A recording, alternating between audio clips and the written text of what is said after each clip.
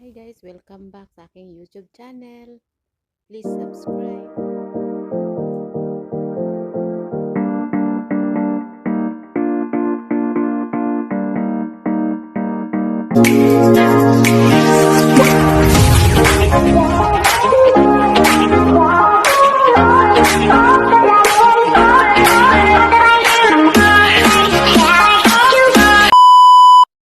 Karon guys, ang gilatanan ang kalabasa pagkahuman akong i-blend. O depende sa imo kung sa imo buhaton para madugmok lang siya. Pagkahuman pabukal ko og tubig, ibutangan ng asukal. Pagkalapot na, kuha na siyang ibutang. Mo na ni ang kalabasa na ni-blend.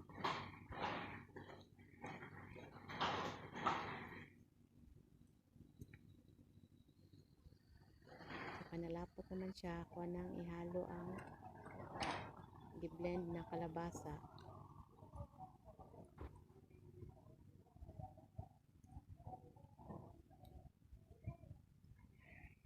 Naglisod ko guys kay ako pod ang cameraman. So ato lang ni siya palaputon kanang pa wala ang iyang sabaw.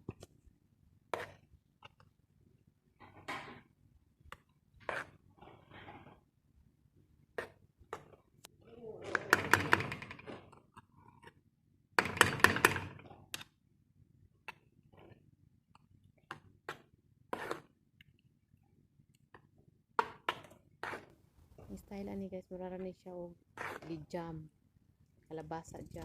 Bahuman natin mga ingredients na ay butter siya guys,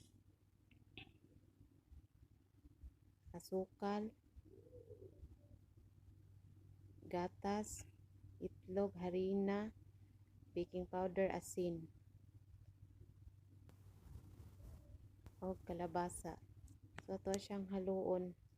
Ihalo na natin tanan.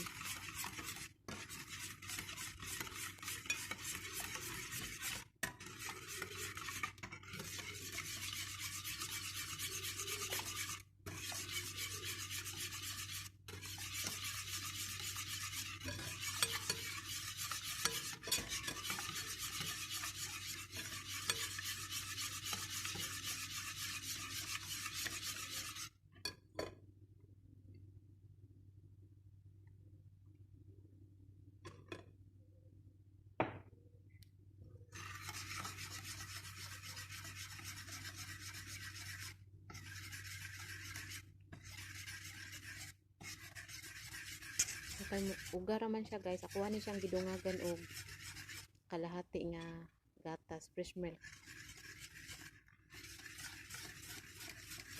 Ari na siya guys. So ako ani siyang i-rest mga 10 minutes or 15 minutes.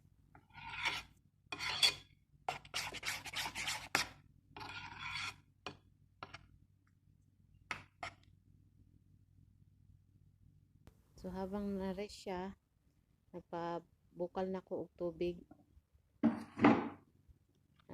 Ang gigamit nako anong sa rice cooker.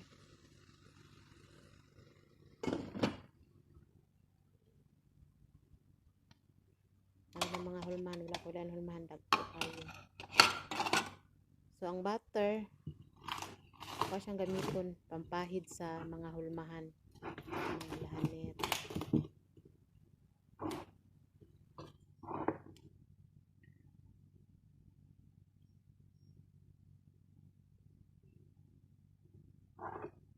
Makapabor ko og luto guys, kaya akong amo wala. Nani raman ko magluto dere, kadili ko makita nila. Kaya tingala sila, buot ra kog luto. So para makatilaw po tag pang Filipino food.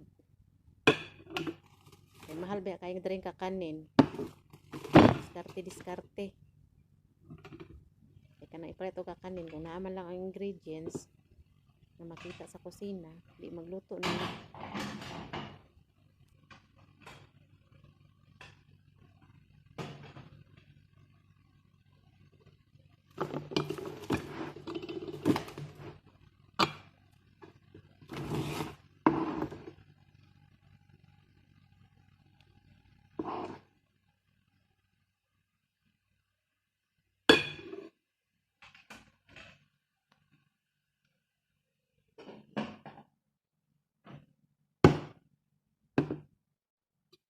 siyang gipahiran og butter para humot.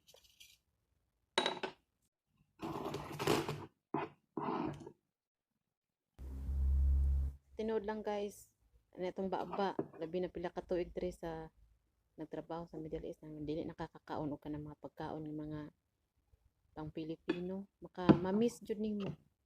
Na may mga pagkaon tinapay pero mangita jud imong baba nga mag-imagine jud imong utok hala kalami ikaon nato. So pag dili ka mo parte di ka kakaon hulat ka kanon sa ka makauli tapos mo palit pug di ka basta-basta mo palit makapalit kay orderon pa deliver pa mas mahal pang delivery charge kaysa kuan sa pagkaon. So, ani lang na tipid-tipid jud ani guys kay medyo pukoy kwarta.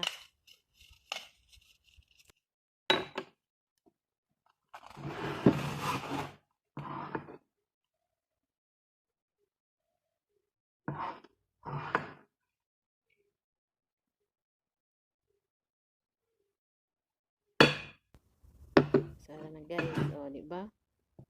Unsa bay magdahom nga ang kalabasa pwede di ay i-flavor sa puto. No need na ka mga butang og coloring, food coloring. Guys, luto na.